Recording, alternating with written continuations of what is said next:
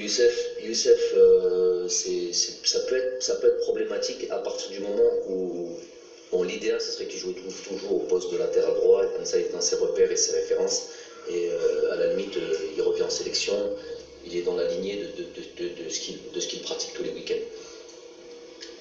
Mais c'est pas le cas. Un jour il est à droite, un jour, comme tu viens de le dire, un jour à droite, un jour à gauche, et surtout des postes offensifs. Maintenant, ce qui est bien, c'est que dans toutes ses déclarations, il dit qu'il est latéral droit avant tout et que c'est là son poste. Donc c'est déjà dans sa tête. Dans sa tête, il n'y a pas besoin de le convaincre. Il sait que c'est là son poste et il sait ce que j'attends surtout. Donc c'est vrai que quand il arrive en sélection, il y a une mise à jour à faire là-dessus, notamment sur les premières séances d'entraînement, où il faut tout de suite qu'il prenne les bonnes habitudes, les habitudes notamment défensives et tout ce qui concerne ce poste-là.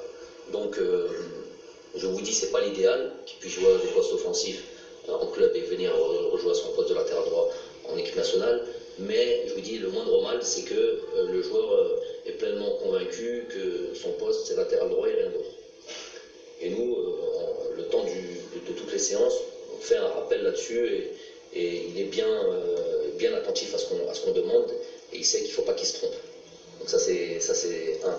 Deux, oui, j'ai voté pour Salah, pour ce trophée et je pense que c'était voilà, j'ai mes raisons. Après pour le Ballon d'Or africain, évidemment pour moi va de soi, pas parce que, on en parlait hier d'ailleurs, pas parce que c'est un peu parce que c'est notre joueur, ça c'est sûr, mais surtout pour ce qu'il est en train de démontrer. Riyad Mahrez, ce qu'il est en train de démontrer, notamment quand on lui donne la possibilité d'enchaîner les matchs, ce qu'il est capable de faire. Donc il a été exceptionnel sur cette Coupe d'Afrique, il a gagné quasiment, il a fait partie de cette équipe et gagné quasiment tous les titres, à part la Ligue des Champions la saison dernière. Il gagne la Coupe d'Afrique, il continue dans la truc, en termes de statistiques, il est beaucoup de bons points. Donc j'espère vraiment que, à côté de ça, tu as un Mané qui fonctionne. Je pense que ça va jouer entre Mané et Riyad, mais il y a un truc qui fait que quand Mané dit j'échangerais bien ma Ligue des Champions contre une Coupe d'Afrique, ça veut tout dire. Donc un titre comme ça, intercontinental avec son équipe nationale, ça n'a pas de prix. Donc j'espère vraiment que Riyad continue comme ça, déjà il continue avec les prestations qui sont les siennes. Et puis il y a de fortes chances qu'il puisse l'emporter, en tout cas on est de tout cœur avec lui. Pour organiser les matchs, mon ressenti c'est ça, hein, pour l'organisation des matchs internationaux, c'est vraiment très compliqué. Donc des fois il ne faut même pas, à la limite, faire le malin ou je sais pas, faire patienter ou quoi, parce qu'on peut perdre des matchs importants, comme un match comme la Colombie, c'est pas des matchs qu'on retrouve à chaque date FIFA. L'idéal, c'est évidemment de jouer ici, surtout une belle affiche comme celle-là. On a envie de l'offrir à notre public. Premièrement, c'est pas nous qui choisissons, ça c'est déjà avant toute chose. Et deuxièmement, c'est clair et net qu'on n'aura pas eu. J'ai du mal à imaginer la Colombie venir jouer comme ça à Tchaker et voir. Déjà, ils auront envoyé des émissaires, voir un peu ce qu'on proposait. Quand on voit le stade, il faut tout le respect, on a beaucoup de bons résultats là-bas, mais stade est vétuste, très dépassé par le temps, tout simplement. Avec la pelouse, je ne vais pas dire impraticable, mais pour des équipes comme celle-là, oui, c'est sûr que jamais ils auraient accepté. Donc, pour toutes ces raisons, moi, jouer en France, j'en profite pour ça. Il y a aussi une communauté algérienne en France, une grosse communauté algérienne en France, qui vont pouvoir aussi avoir leur possibilité. C'est pas tous les jours qu'on puisse évoluer en France. Je pense qu'il est important aussi de pouvoir, pour l'équipe nationale, de pouvoir jouer à l'extérieur et d'être dans un autre confort que celui qui est des matchs à Tchaker où tu as tout parce que une qualification par exemple de Coupe du Monde, c'est aller faire des bons résultats aussi à l'extérieur. Là notamment c'est la France, ça va être assez confortable aussi, puisque grosse communauté algérienne. Comment? Ouais, guichet fermé, les places se sont vendues à un temps record. Même l'équipe de France en France ne fait pas. La veille d'un match de l'équipe de France, on trouve encore des places en vente, même pour marché noir, il faut les trouver à Carrefour. vous les achetez n'importe où. L'équipe d'Algérie au bout de 2 jours, ça c'est important de préciser là-dessus. On doit tous être fiers de ça. C'est unique. Un match, au bout de 48 heures, il n'y a même plus une place qui se vend. C'est vraiment unique. En plus, pas des places gratuites, hein. Des places qui sont chères. Et ça montre vraiment l'amour des Algériens pour leur équipe nationale. Je vous dis, c'est unique. Il n'y a personne qui peut faire ça. Maintenant, nous on espère aller là-bas, faire d'abord, moi avant toute chose, c'est la performance et c'est la confrontation contre une équipe très solide. Et savoir comment on va se comporter par rapport à ça et comment on va pouvoir régler les problèmes que cette équipe va nous poser, parce qu'elle va nous en poser, et où on se situe. On sait à peu près où on se situe en Afrique. Maintenant, on va voir si on est capable de dépasser l'Afrique et aller voir comment on peut se situer contre des grosses équipes comme celle-là. Donc ça va être une belle opposition. Donc c'est déjà ça le numéro 1. Après, numéro 2, je vous ai dit aussi, c'est la possibilité de cette communauté algérienne qui va arriver en masse et pouvoir voir leur équipe nationale, parce qu'ils n'ont pas à chaque fois la possibilité de se déplacer en Algérie quand on joue en Algérie. Il y a les emplois du temps, il y a tout ça. Voilà, donc là, ils vont tous pouvoir se déplacer. Il y a beaucoup de familles, il y a beaucoup de familles qui vont venir. On a tous été submergés par les demandes de place, nous, en cas de staff, joueurs, et on sait qu'ils vont venir en nombre. Maintenant, juste ce que moi je pourrais envoyer comme message, voilà, j'espère qu'on sera, et je suis quasi certain qu'on va venir bien profiter de ce match, que ce soit nous les joueurs et que ce soit les supporters qui viennent et qui profitent et qu'ils aient en face d'eux déjà une équipe sur laquelle ils peuvent être fiers. Et ça, c'est une première des choses, une équipe sur laquelle ils peuvent être fiers, une équipe voilà, qui les rende, voilà, on sait qu'on ne va pas arriver que le match devienne un fiasco. Ça, on peut garantir ça, nous, les joueurs. On ne peut pas garantir qu'on va gagner le match. On peut garantir qu'on va faire une preuve de solidité, de bravoure. On va essayer d'aller gagner ce match-là. Et eux, à côté de ça, voilà, qui vivent un match pleinement et que ça se passe bien avant le match, pendant le match, après le match.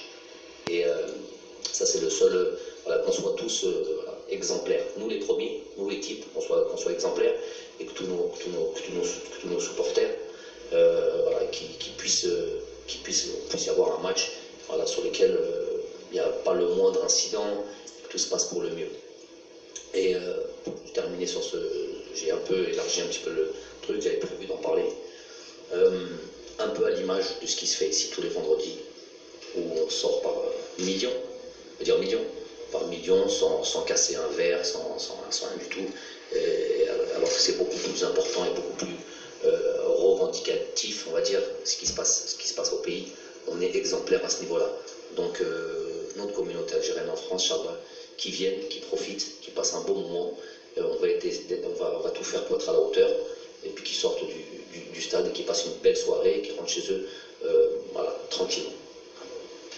Malgré le message que je viens d'envoyer, c'est vraiment pas de l'appréhension, c'est juste dire, parce que on a tous au fond de notre tête, et moi j'en étais acteur, ce qui s'était passé il y a très longtemps. On veut évidemment plus revivre ça, ça c'est sûr, mais j'ai beaucoup plus d'excitation et de joie, et voilà, je suis très heureux d'aller, nous tous, les joueurs avant tout, très heureux d'aller au-devant de leur public, devant leurs compatriotes, et dans ce statut-là, donc où tout le monde peut voilà, se retrouver et être fier de leur équipe. Moi, c'était l'objectif à la prise de mes fonctions, c'était ça, qu'on devienne fier, voilà, qu'il y ait quelque chose qui se fait bien en Algérie, qu'on est au moins dans le domaine du sport, qu'on soit respecté par les équipes. Aujourd'hui, la Colombie, de dire oui, je viens jouer Carlos Queiroz, j'imagine qu'il en a des possibilités, des opportunités de jouer contre des équipes, de dire d'aller jouer contre le champion d'Afrique, parce qu'il sait qu'à terme, que ce soit sur un mondial, il pourra tirer une équipe africaine. Je pense qu'ils ont quand même cette réflexion-là, et donc autant tirer la meilleure équipe africaine du moment en tous les cas. Ça, c'est très important pour moi, voilà, qu'on soit respecté un peu partout, déjà en Afrique, ça c'est fait, et maintenant dans le monde, voilà, qu'ils respectent cette équipe et qu'ils savent que quand ils vont jouer contre nous, on va pas être des sparring partners ou des équipes, tu vas venir, tu vas balayer, tu repars. Non, une équipe qui va venir et qui va te rendre la vie difficile. Après, je vous dis, la victoire, la défaite, on veut toujours gagner, on veut toujours truc. Donc ça va être l'objectif. On va aller là-bas on va jouer ce match-là pour le gagner. Maintenant, après, le résultat, on ne maîtrise pas, mais en tous les cas, rendre une belle copie avec une grosse solidité, une équipe généreuse, ambitieuse et qui veut aller de l'avant. Alors, donc, pas d'appréhension, plus de joie, d'excitation de jouer ce match-là, avec quand même ce petit truc-là. C'est pour ça que j'ai fait un petit rappel, disant, mais j'ai pas de problème, j'ai pas de souci là-dessus. Je suis quasi certain que voilà, tout le monde va venir. Parce que je sais, c'est beaucoup de familles qui veulent venir, qui veulent retrouver leur équipe nationale et qui savent que c'est pas tous les jours qu'on puisse venir jouer sur le territoire. Ça n'a pas été facile. Hein. Ça n'a pas été facile. On a eu sur certaines villes, on a eu des fins de non-recevoir. Ils n'ont pas voulu qu'on puisse jouer sur certaines villes. C'est dommage.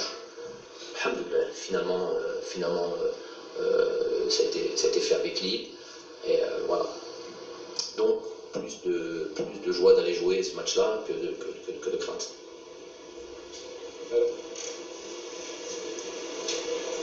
Bonjour tout le monde, c'est Tapoblia, journaliste de ZFTV. Coach, j'ai une question sur des joueurs qui... Ok, donc je vais répondre à cette question et en même temps je vais élargir un petit peu ma réponse et aller ratisser large sur peut-être d'autres journalistes qui voudraient poser cette question, c'est pas sûr, mais je voulais en parler. Pour les joueurs dont vous venez de parler, déjà il faut savoir que quand je le dis, des fois j'ai l'impression de faire attention à comment je m'exprime. Maintenant peut-être c'est pas toujours très clair, et je vais essayer d'être encore plus clair. Quand je dis que ce groupe-là, tel qu'il est maintenant, il est difficile d'y rentrer.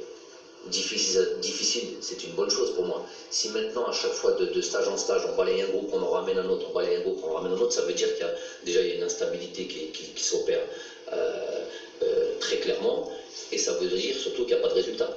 Donc, un groupe qui va en Coupe d'Afrique, et qui gagne une Coupe d'Afrique, je ne peux pas dire aujourd'hui à ce groupe-là, oui, maintenant, il y a 10 joueurs qui vont sortir et il y a 10 joueurs qui vont arriver. Il faut quand même être... Je sais que c'est un... Comment dire, pas un débat, mais voilà, un sujet qui vous plaît, de dire il n'y a pas celui-là, il y a celui-là, mais il y a celui-là, et celui-là pourquoi il n'y est pas, et celui-là pourquoi il y est. Donc je sais que ça vous plaît ça. Moi je suis dans une autre manière de réfléchir. Il y a un groupe qui a été gagné une Coupe d'Afrique, tous autant qu'ils sont, et en plus on a pu le voir parce qu'on a pu faire jouer carrément une deuxième équipe. Donc tous nos groupes, on était les seuls durant cette compétition à pouvoir le faire. Cette deuxième équipe qui a joué contre la Tanzanie a été très performante. Donc tout le groupe a été très performant. Comment on peut faire rentrer comme ça 4-5 éléments, ressortir 4-5 éléments? Il faut quand même avoir une certaine logique dans les choses. Il y a des joueurs qui évoluent à un truc, on les observe beaucoup plus que vous. Ça, il faut le savoir. Vous jetez un nom comme ça, des fois, 2 joueurs, plus ou moins bons, plus ou moins sélectionnables. Nous, on est dans du travail au quotidien, tous les jours, à fond. Donc, pour revenir aux joueurs que vous avez cités, il est le Soudani. Il est le Soudani. Donc, c'est un joueur qui a effectivement donné beaucoup à cette équipe nationale, mais qui est en concurrence avec d'autres bons joueurs. Quand on va parler des positions, il joue un peu dans la zone d'un Yassine Brahimi, d'un Saïd Ben Rahma, d'un Youssef Bleli. Donc, on va le mettre où alors? Donc il y a ça, il est en concurrence, ça s'appelle être en concurrence. Donc à lui de continuer à jouer. Déjà il joue pas tous les matchs, je sais qu'il est rentré, qu'il a marqué un but. Déjà il y a déjà ça, il faut savoir qu'est-ce qu'il fait tous les week-ends. Vous avez cité qui d'autre comme joueur? Parce que quand on les dit, qui? Haris Belkebla. Haris Belkebla, avant toute chose, il est aussi déjà, la première des choses, en concurrence avec d'autres joueurs. Et il y a un événement qui s'est passé, qui n'est pas tout sauf impardonnable. Alors moi je ne suis vraiment pas la personne qui tirera sur une ambulance, jamais. C'est un joueur que j'apprécie, que j'ai sélectionné, et on m'a dit pourquoi je l'ai sélectionné. Donc maintenant on me dit pourquoi je ne le sélectionne plus. Alors, donc je vous ai dit qu'à un moment donné, ça y est, je suis habitué. Donc non, on le suit, Haris, on le suit, il y a des choses il y a des choses qui doivent s'apaiser tranquillement. et en temps et en heure, Inch'Allah, s'il est compétitif, il aura un truc. Il n'y a pas, je blacklist personne. Le gars, il est là, il fait son travail, il fait profil bas, il a raison. Parce que ce qui s'est passé, c'est pas anodin non plus. Donc, il fait profil bas, il bosse, on le suit. Pas de problème. Quel autre joueur? Les Phal, je ne sais pas s'il a commencé à trottiner. Je l'ai eu il y a 15 jours. Il est en pleine rééducation, il n'y a même pas lieu d'en parler. À la limite, c'est la chose que nous Shifa et Inch'Allah Yarja Salama. Il est encore très loin du compte pour Victor. Je vais élargir le truc. Ça va sûrement vous plaire. Donc, il y a des joueurs après, par exemple, dont on cite encore les noms comme ça, sans explication et qu'on balance comme ça. Et le commun des mortels qui lit juste le journal et qui ne comprend pas ce qui se passe, il se dit, ouais, il y a un vrai problème. On me cite Houssem Aouar, régulièrement. Aït Nouri. Là aussi. Zid. Adli. Ok.